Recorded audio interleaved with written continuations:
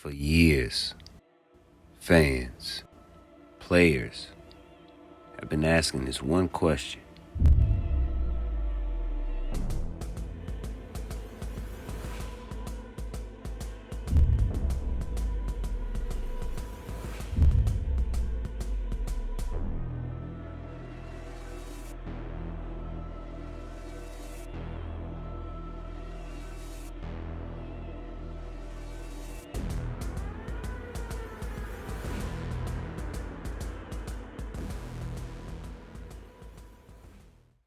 What's going on?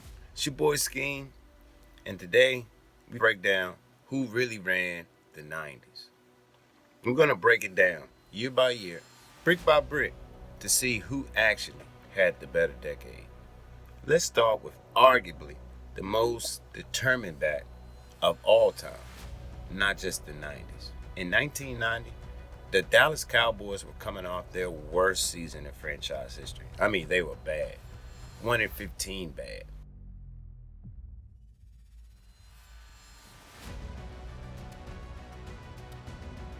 Fresh off the back of the seemingly silly trade of Herschel Walker to the Vikings, Dallas received a boatload of picks, and one would eventually turn into the drafting of Emmitt Smith. Under the trade that I just described, Dallas selects Emmitt Smith, running back from Florida. So Emmitt Smith was drafted 17th overall out of the university. To dig in and get just a marvelous back from Escambia, Florida, Emmitt Smith, a true junior. His rookie season started off slow, but in typical Emmitt fashion, got better with time. In Emmitt's first 2 games in the NFL, he only had 13 yards on 8 carries. It wasn't until week 3 that Emmitt scored his first NFL touchdown.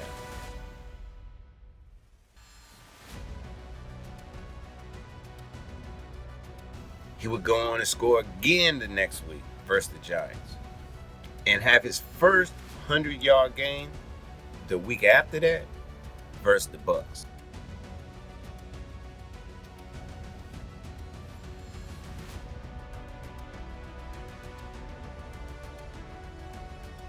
As a matter of fact, Emmitt would rack up 11 touchdowns in his rookie season.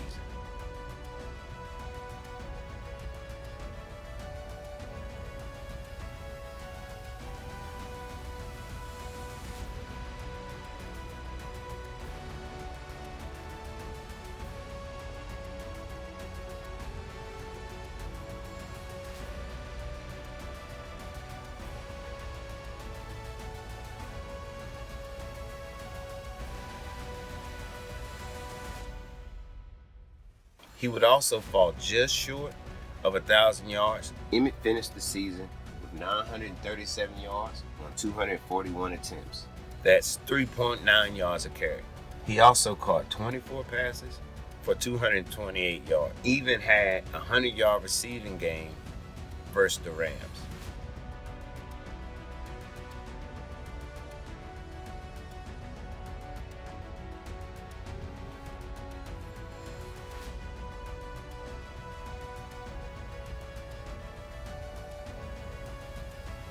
Earning him Offensive Rookie of the Year and his first Pro Bowl selection. A great season for anyone, let alone a rook, in my opinion. But in 1990, Barry had a better one. Sanders started slow, averaging just 66 yards, 4 yards per touch through 7 games. With 7 scores, 5 rushing, 2 receiving. But true to his form, it was only a matter of time before Barry got going. It wasn't until week 8 that Barry eclipsed the 100-yard mark for the first time in the season. In week 8 versus Washington. Then again in week 11, 147 yards on the ground versus the Broncos.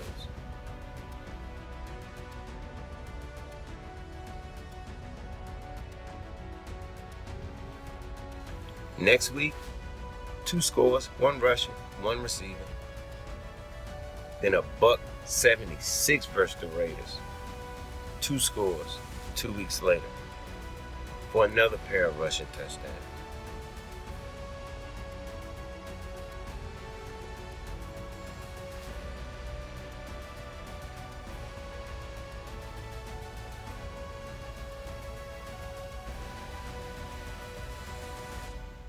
133 versus Green Bay after that.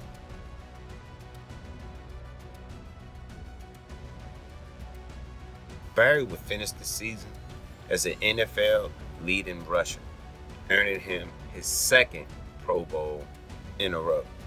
Fun fact, Barry never missed a Pro Bowl in any of his 10 career seasons. Neither player would make the playoffs, marking the only time Emmitt Smith wouldn't make the playoffs in that decade. Yeah, let that anchor down a little bit for a minute. So, for the totals in that year, Emmitt Smith had 937 rushing yards, 3.9 yards a carry, 11 touchdowns, 24 catches for 228 yards against Barry's league-leading 1,304 yards on 5.1 yards in attempt for 13 scores. Also throw in 36 receptions for 480 yards and 3 more scores. I think it's safe to say that round 1 goes to Barry. And I think Emmitt Smith took that person. Now, in 91, this rivalry really started to heat up. Both backs amassed over 1,500 yards that year. Both backs averaged over 4 yards a carry.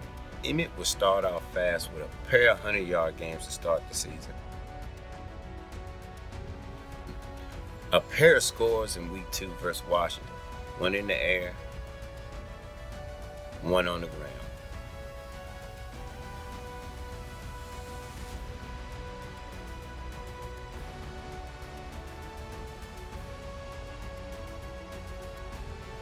Followed up by a masterpiece performance versus the Cardinals. Finishing with 182 on the ground for 2 scores and another 19 receiving to push him to a 200-yard all-purpose day. Emmitt owned the Cardinals that year, getting 5 touchdowns in 2 games versus the Cardinals. With the season on the brink of failure, facing the unbeaten Washington Football Club, Smith ran for 132 yards and a score to keep their playoff hope alive. Then he followed that game with back-to-back 100-yard games again. Emmitt finished the year with a 160-yard, 2-touchdown day to secure his first NFL rushing title.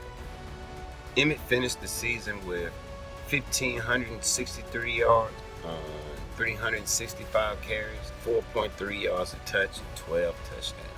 He also added 49 receptions for 258 receiving yards. Oh, and 1 receiving touchdown, bringing his total on the year to 13.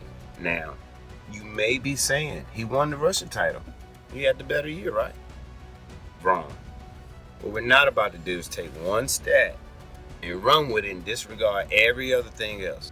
We're going to factor in everything: team success, teammates in general, and also impact on team success. Super Bowls are team achievements, not the individual. Any person with a pair of eyes and a sound brain can look at tapes of Dan Marino and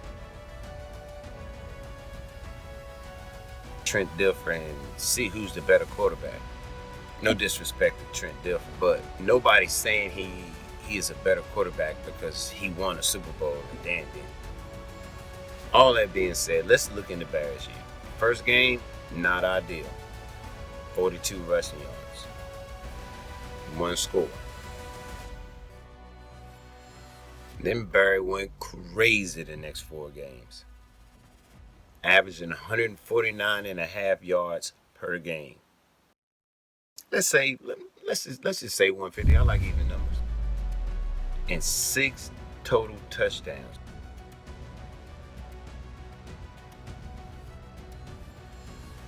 He would cool off for the next 3 weeks before playing a team that he absolutely destroyed, the Bucs. Barry got 118, 2 scores, not too crazy. But 2 weeks later, Barry would put on a Thanksgiving Day performance for the ages. What'd he do, you ask? Okay. 220 yards.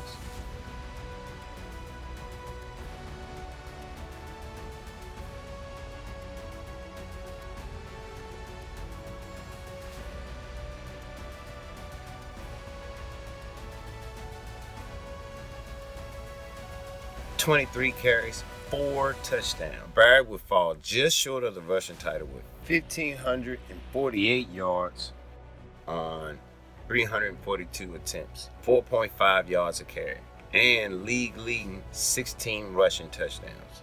Throw in 41 receptions for 307 yards and 1 receiving touchdown. Also, these two would meet in the playoff, where Barry would give us one of the most iconic touchdown runs of all time.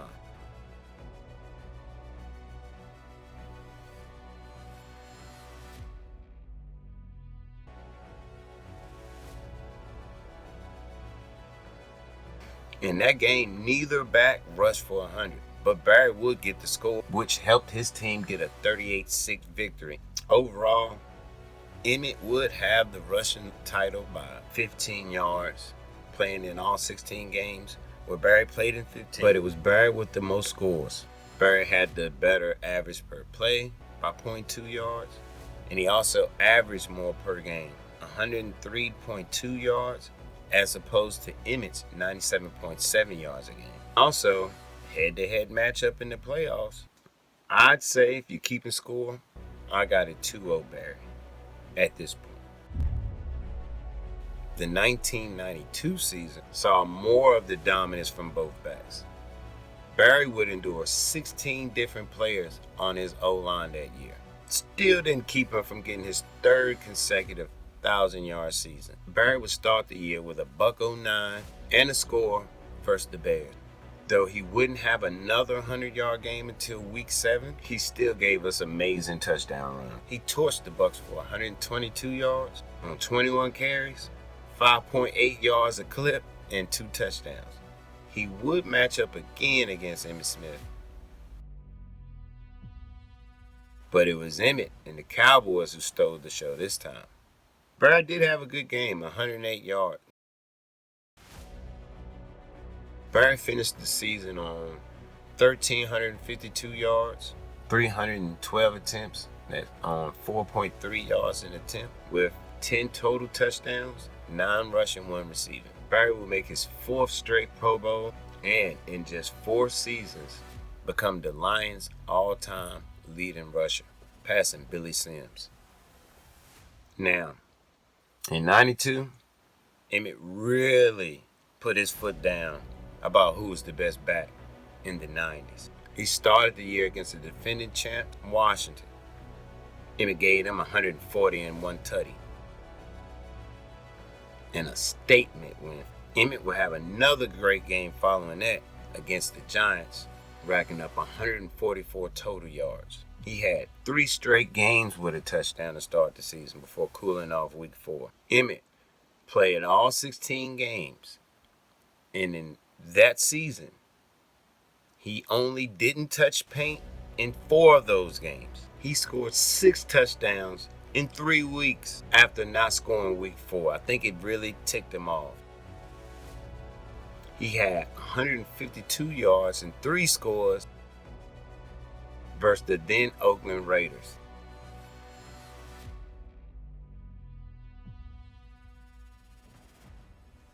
$163 following that in Philly. In a win, setting up that regular season matchup versus Barry. Barry started out cooking this game, but the Dallas defense kept Barry out the end zone all game long. Emmett, on the other hand, touched paint not once, not twice, but 3 times Emmett answered that house call. Barry ended that game with 100 yards, 108 to be exact. Emmett just had 67, but 3 scores, and left with a 37-3 victory. Emmett would close out that year on an absolute heater. No need to drag it. The man finished with 18 total rushing touchdowns, 4.6 a clip, 26 receptions for 335 yards. Led the league in rushing on their way to their first of 3 Super Bowls in 4 years. Safe to say, 92 was Emmett's, and it ain't even close. 2-1 Barry. But in 93, Emmitt Smith may have had the best season a running back has ever had in the modern day Super Bowl history. All things considered, Barry had a crazy year as well. Injury would rob us of what would have been had he have not missed those final 5 games in '93. He was leading the league in rushing at the time of his injury, but he still managed to earn himself a 1,000-yard season, continuing his streak of consecutive 1,000-yard seasons. He would start the year off with 90 yards and a score versus the Falcons, then followed that up with 148 the next week versus the Pats. He wouldn't have another 100-yard game until week 5, where he would score his second touchdown of the season. He would have his best game of the '93 season versus, take a guess. Yep, the Bucks. Barry had 29 carries for 187 yards in a shutout. He would unfortunately suffer a torn MCL on Thanksgiving versus the Bears that year. The Lions would go on to lose that game, then followed by another game and another in week 15 versus the Niners. Go Niners. Go Niners. The Lions would eventually face the Packers in the final week of the season to make the playoffs. Barry ended the year with 1,115 yards rushing on 243 attempts, 4.6 yards a carry for 3 scores. He also added 36 receptions for 205 despite missing the final 5 games. He was still named Pro Bowler and managed to help his team make the playoffs, even showed grit and toughness to even play in that playoff game. Still ran for $160. A down year for Barry, but still better than majority of the backs in the league at the time, just my opinion. With all that said, in '93, it wasn't even close. Now, '93 didn't start off as planned for Emmitt, I guess. Emmitt missed the first 2 games due to a contract dispute and a holdout. Emmitt felt he was the best back in the league and he should have been paid, so to speak. And I had to argue with the judge over why I should be paid a certain amount of money. I think I will win this case. But in typical Jerry fashion, he wasn't going and decided the team could win without him. Boy, was he wrong. Go figure. The defending champs dropped the first 2 games. One versus divisional rival, the other versus the Super Bowl rematch in the Buffalo Bills. Emmitt eventually signed in week 3, making him the highest paid back in the league at that time. And from that point on, Emmitt went out and proved why he was supposed to be the highest paid back. He didn't have his first 100-yard game until week 5 versus the Colts, but his impact was felt from day 1. His best game during this stretch? A 237-yard day against the Eagles, 62 of which to seal the deal. Emmitt would suffer a leg injury week 10 versus the Falcons and leave that game early. But his final 5 games, let me give you the totals.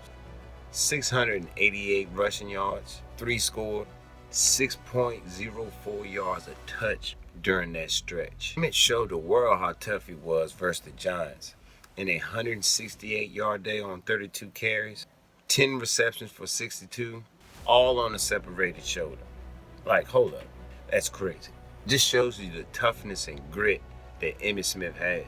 All that to end the season as the rushing king with 1,486 yards on the ground, 5.3 yards a clip, 57 catches for 414 yards, 9 rushing total touchdowns, 1 receiving aid. Now, I haven't even mentioned the playoffs. 173 total yards in the NFC Championship game.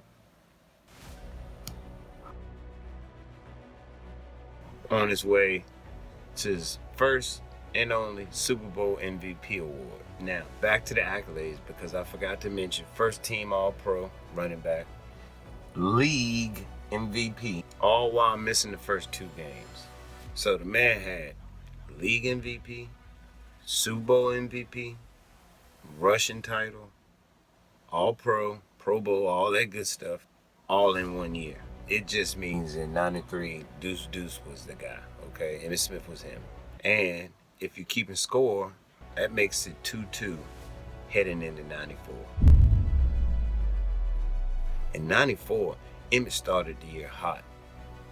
171 yards on 31 carries and a touchdown versus Steelers. Then 143 and a score, and added another 49 receiving yards against Barry Sanders and the Lions. His next 2 games scored 2 tutties apiece. Then he would only have 1 game where he didn't get into the end zone. His best game that season would come against the Giants. 163 yards on the ground and added 2 scores. From that game, Emmitt will go on to score 2 touchdowns a game for the next 5 games. Emmitt was in the zone, literally. Emmitt scored more touchdowns in that 5-game stretch than any other running back in the league except 2. He finished that year with 21 rushing touchdowns, 1,484 yards, 368 carries, that's 4 yards a touch. 50 receptions for 341 yards, 1 receiving touchdown. Voted to his 5th Pro Bowl and averaged 98.9 yards a game that year. Barry's 94 season would start off versus the Falcons. He wouldn't have any score, but ended up with 120 yards on 27 carries. The next game, the Vikings held him to just 16 yards. That Viking team really hung their hat on keeping Barry in check. His next game was against the defending champions, the Dallas Cowboys. If you can recall, I gave you Emmitt's stats for this game earlier. And let me tell you, Barry ended up with more rushing yards in this game, 192 in total. It was like a heavyweight fight. I urge you to go back and watch that game. Both backs put on an absolute clinic. It would start with the Cowboys getting the ball first. Aikman and company drove right down the field.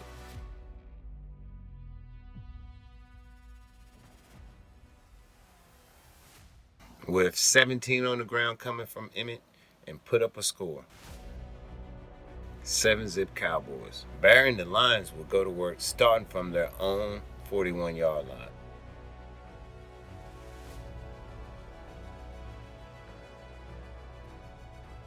Their drive would stall out at the Dallas Cowboy 15. 25 on the ground from Barry in that drive, setting up a Jason Hanson field goal. Both teams traded punts.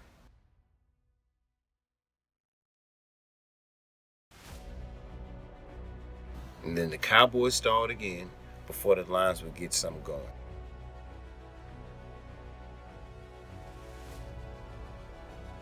Barry had 52 on the ground that drive, 28 on a dazzling run to kickstart the drive. The Lions would score on a 25-yard Brett Perriman touchdown. Dallas would manage the clock poorly before the half and get no score, and we ended up 10-7 Lions at the half. The Lions opened up the second half with a 3-and-out. Cowboys would fumble the ball on the 2-yard line and proceed to 3-and-out, giving the Lions great field position after a 50-yard punt and a 12-yard return from Pro Bowler Mel Gray. Lions would score on a 9-yard touchdown reception from Herman Moore to go up 17-7. That next drive, Emmitt turned it up a notch. 7 to start the drive to Emmitt. Then 2 on second down, a no gain on third down, and a 41-yard on a 4th-and-1.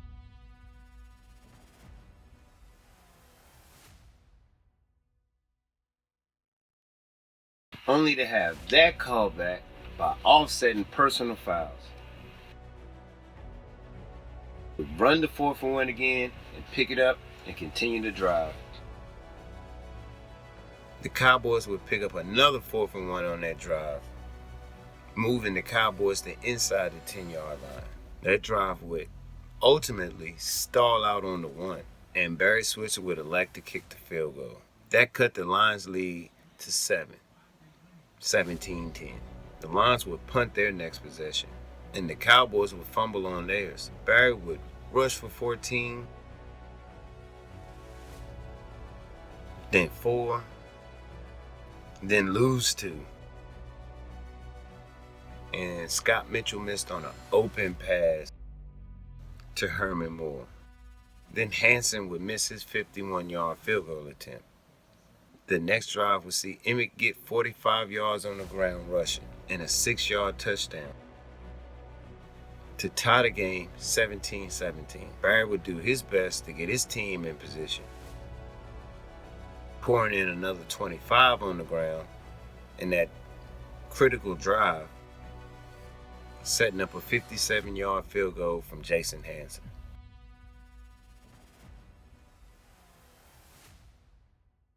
Only to get it blocked, sending it to overtime. Barry and company will march right down to the Cowboys' 34, setting up another Hansen kick in overtime,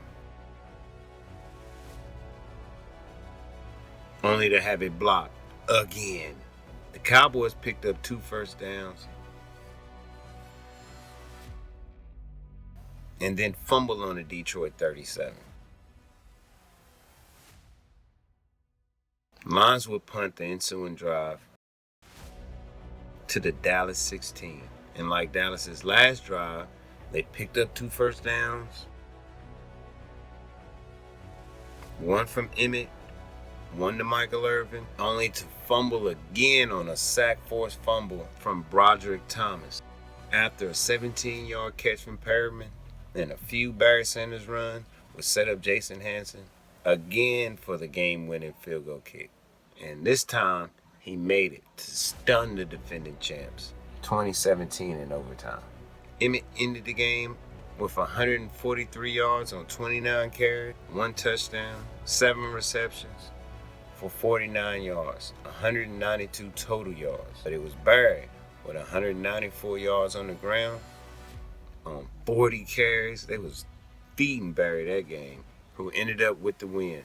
Now, I thought I'd highlight this game for several reasons. 1, it was a great game. And 2, it would dispel a few false narratives surrounding the 2 players. 1, Barry had no help. He played with some stacked teams. Stacked like the Cowboys, nowhere close. In '94, Cowboys had Pro Bowlers at every skill position on offense, from quarterback to running back, fullback, tight end, wide receiver. Those are your skill positions. But even the Monstars were beatable, and it took a well-rounded team to do that. Barry would go on a run for the next few games, just putting up video game numbers. 131-2 scored versus the Pats.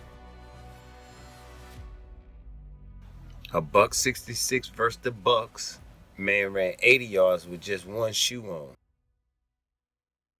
95 in the score versus the eventual champs that year, 49ers, in a close 27-21 loss. Then he had 167 versus the Bears, where Barry had another 80-some yard run. 146 the following week versus the Giants.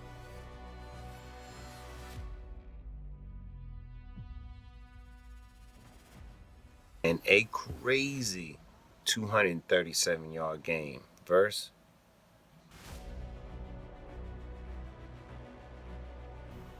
that's right, the Bucks.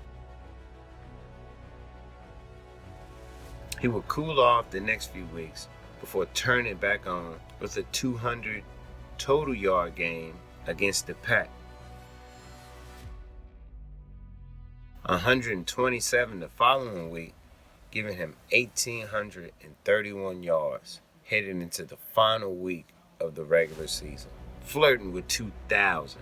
But Barry would be held to 52 yards, giving him 1,883 yards for the season on 331 carries, 5.7 yards a clip with 7 rushing touchdowns, 44 receptions for 283 yards, and another score, giving him 2,166 total yards on the year.